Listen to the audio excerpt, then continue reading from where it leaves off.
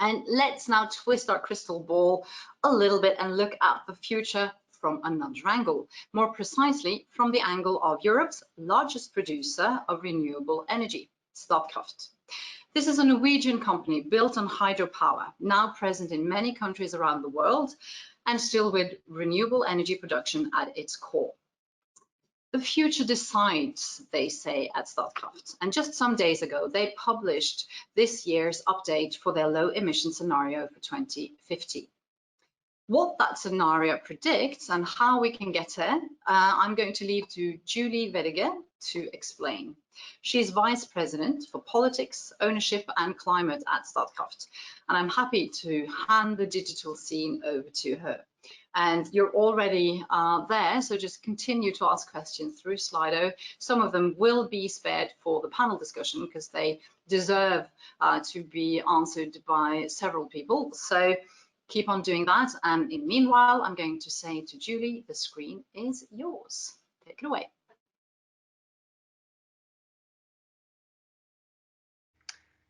Hello, my name is Julie Wedege. I'm the Vice President in Statkraft for Politics, Ownership and Climate, and I'm very happy to be here talking with you today.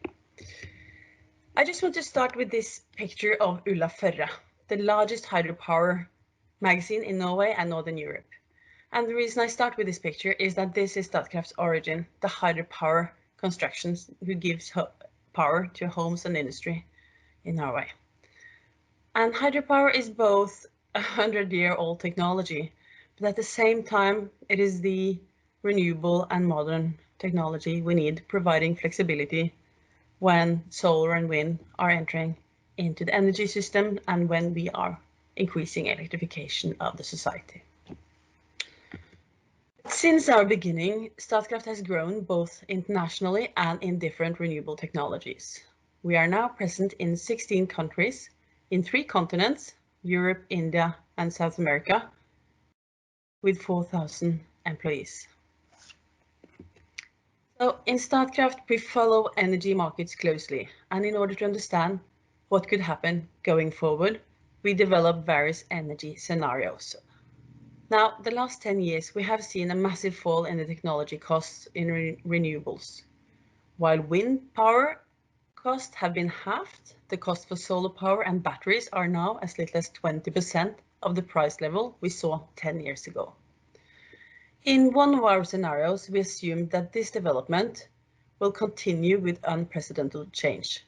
We call that scenario the low emission scenario. We believe that to be an optimistic but realistic scenario. So we released it about 10 days ago, and I just wanted to share a few highlights of this year's report. Already the consequence of this price drop is that the European electricity production is becoming much greener. Even if you don't include hydropower, renewable energy is now bigger than coal in Europe.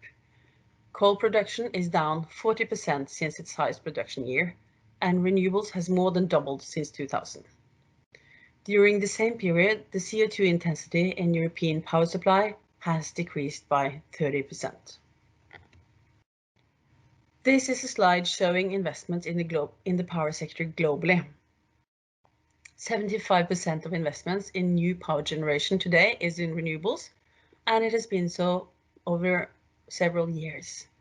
The result is that also globally, the CO2 intensity is starting to fall from the power sector.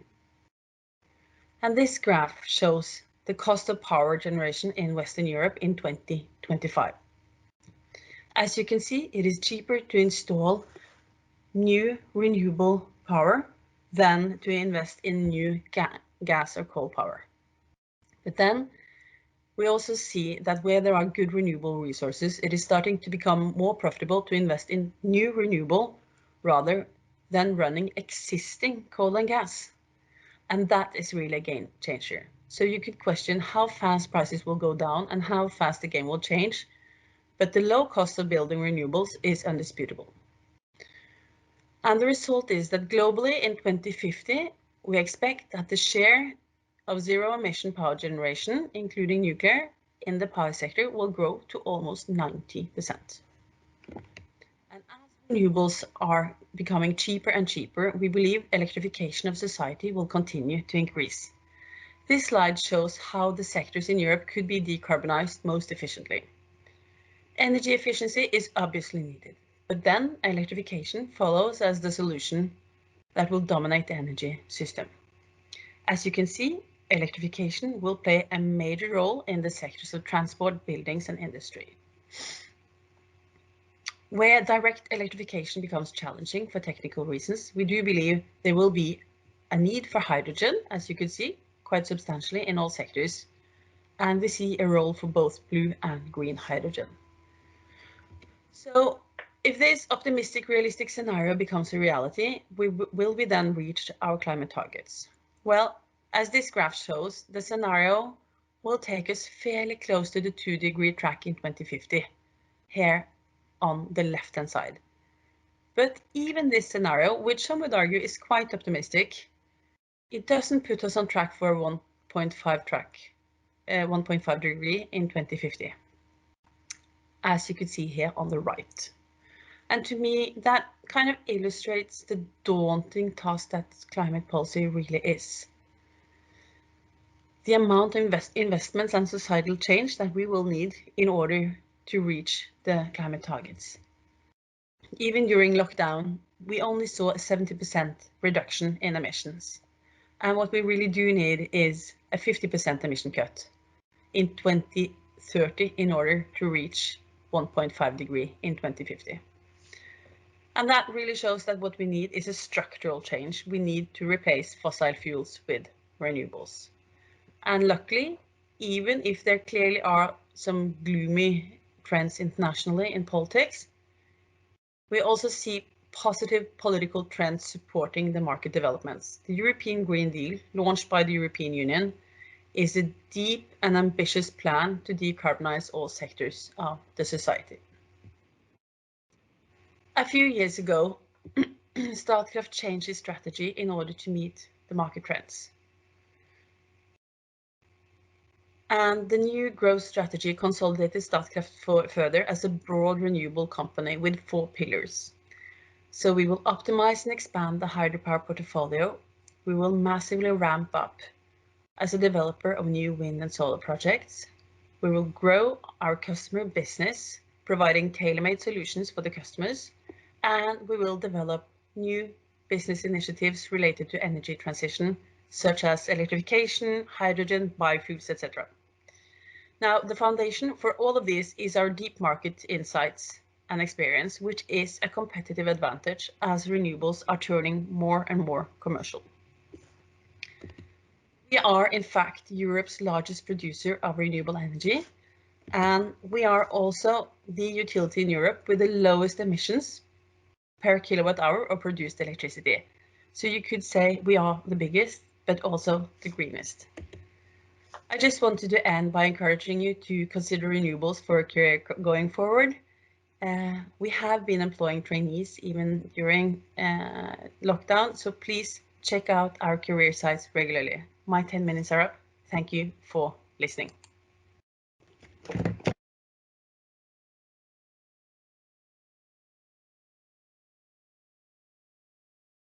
Thank you very much, Julie. That was very interesting. And it's also nice to see that you are employing as well during these relatively tough times for a lot of us.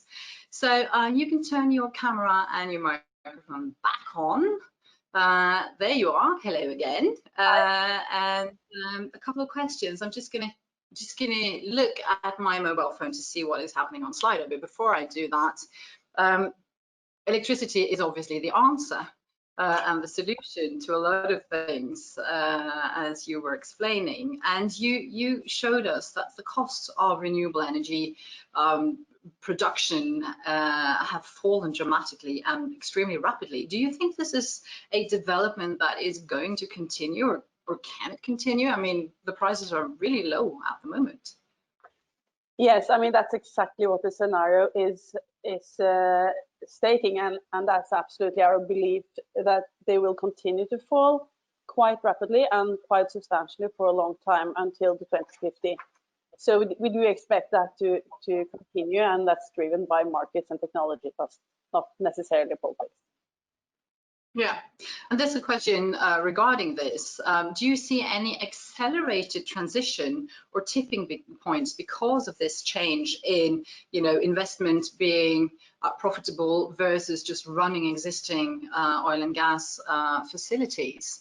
Is this a tipping point? Are we now moving away from the scenarios that we've been given for so many years that, the fossil fuels will be a huge part of the energy mix for years to come? Is this a new narrative in a way? Well, let me just say, first of all, this is a scenario about renewables, so we don't really have a clear opinion about fossils, so in isolation, but obviously this will have consequences for fossil fuels as well. And what we do see is that it will be more profitable, as I said, to invest in new renewable than existing fossils in many places. And that, that's quite a heavy game changer and a tipping point, I would say. And we also do expect, if this scenario plays out, that coal will have a peak demand in 2025. After that it will decrease. We do see a peak in oil demand 7 years after that. But gas will, consistently be with us. But we do see some trends also from the European Union of a more political manner, rather than just sort of, the first two trends about oil, about fossils and coal is mainly just markets. But we do also see sort of political signals on gas. So yeah. Yeah, and speaking of that and the European Green Deal that you just mentioned, what kind of role do you see for Norway in that perspective? And now you can choose to answer Norway as a nation or Norway as the home of Statkraft. That's up to you. I'll choose both. Yeah, and I think they're quite closely interlinked. Well, first of all, I think Green Deal is really, the market development is there anyhow, so we can't really escape that. No matter which industry you belong to in Norway. Secondly, I think Green Deal is really good news for Norway, because what the European Union wants is exactly what we have. We do have we're the most electrified country. We have green value chains already. We have a lot of competence, and we have the natural resources and the possibility to make hydrogen. We actually have what the European Union will now require more of. So that's pretty much very good news for Norway. For Statkraft, obviously, as a European company present in many European countries, we just see this is a kind of supercharger for our strategy. This is kind of really igniting what we're already doing. Yeah. Good.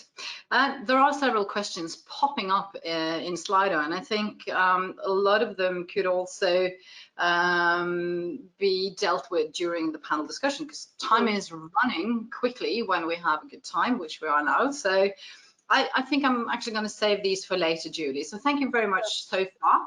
Looking forward to hearing from you again and seeing you again during the discussion. Thank you. So thanks.